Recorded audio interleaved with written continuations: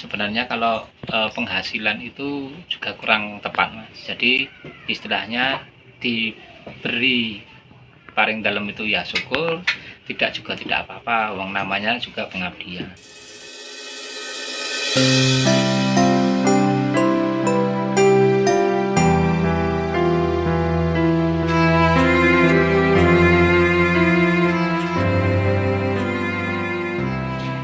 Kalau saya pribadi sih pengalaman menjadi abdi dalam itu ada proses apa ya Mas, pencarian atau proses secara spiritual.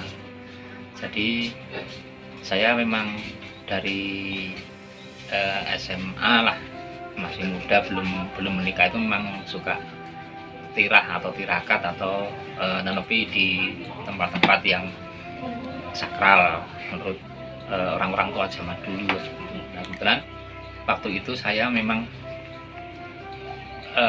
mau apa gitu untuk ke depan itu, maksud saya seperti ini terus atau bagaimana saya bisa menjadi manusia yang bermanfaat lah istilahnya itu. Nah, suatu saat saya di salah satu sendang di Jogja dan di daerah Bantul itu sangat terkenal sih sebenarnya, sangat familiar. Di sana saya melakukan tirakat atau melek di sana itu selama 40 hari. Tetapi sebelum sampai 40 hari, baru hari ke-17-an, hari 17 kurang lebih, itu saya mendapat bisikan itu loh Mas. Nah, bisikan itu bahasa Jawanya seperti ini: melebu jero nek arep menep gitu. Jadi masuklah ke dalam kalau kamu mau mengendap. Nah, saya masih bingung artinya itu apa. Maka saya untuk memastikan itu apa atau memecahkan teka-teki itu apa, itu saya ke salah satu makam leluhur Mataram, itu di daerah Wetgaleh atau makamnya Eyang Purboyo.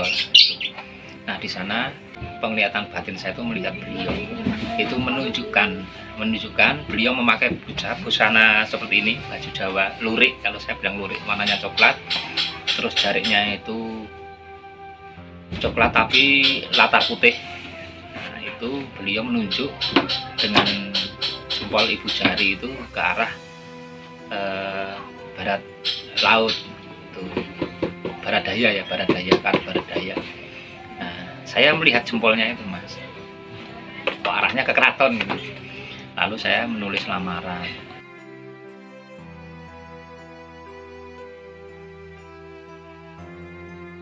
Di prosesnya itu kan secara teknis kita pertama kali itu istilahnya sowan bekti Mas. Sowan bekti itu paling tidak 2 tahun. Kalau saya menceritakan pribadi saya dulu ya, itu saya 2 tahun. Setelah itu nanti kita ada magang. Magang itu kita masih namanya tetap hari gitu. Tetapi nanti setelah kita masuk ke jajar 5 tahun kita di wisuda atau wisudan, itu kita mendapat nama dari keraton atau paring dalem. Nah, nama saya Ari itu diganti menjadi Rono Pardio. Jadi pangkat saya itu jajar, jadi biasanya Mas Jajar Rono Pardio. Nanti 5 tahun itu ada wisuda lagi. Nah, misalnya saya mengajukan dan saya katut atau ikut, nah itu nanti menjadi Mas Bekel Anom Rono Pardio. Nanti 5 tahun lagi menjadi Mas Bekel Sepuh Rono Pardio. Nanti 5 tahun lagi Mas Lurah Rono Pardio. Nah, itu seperti itu. Namanya tetap Rono Pardio, paring dalam saya. Nama KPP Ari, nama paring dalam di keraton saya Rono Pardio.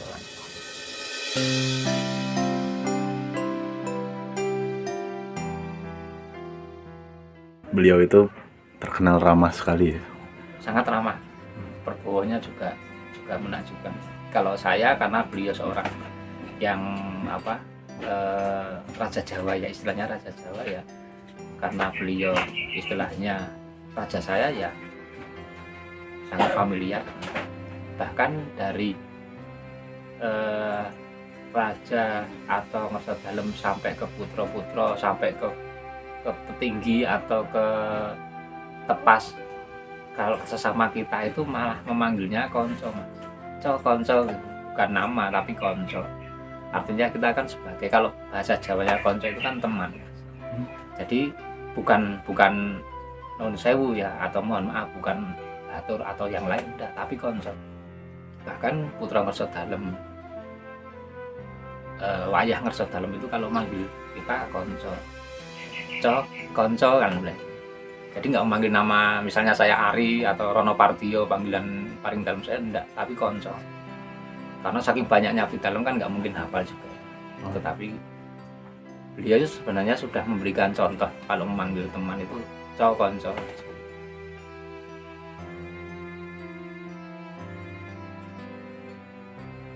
Kita itu mendapatkan kekucah, namanya kekucah atau paring dalam.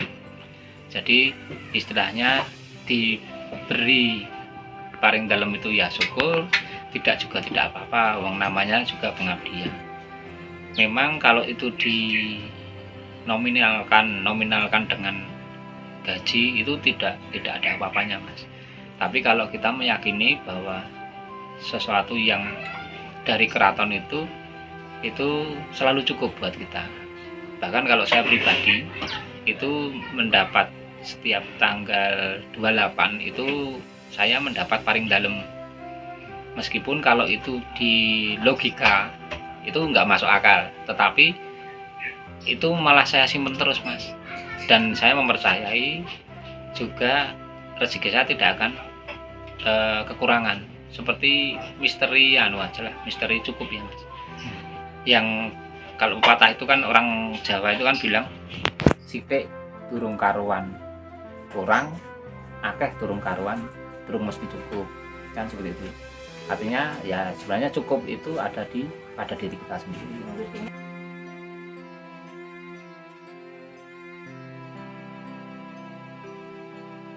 Abdi dalam itu panggilan hati, bukan pekerjaan ya. Panggilan hati di mana kita berbakti pada institusi lembaga keraton kalau kita bicara abdi dalam. Nah, setianya itu sebenarnya karena waktu itu saya masih umur 30-an tahun masuk, ya sebenarnya ini harus ada regenerasi sebagai abdi budaya loh, menjaga kelestarian budaya yang sudah ditinggalkan oleh para leluhur kita.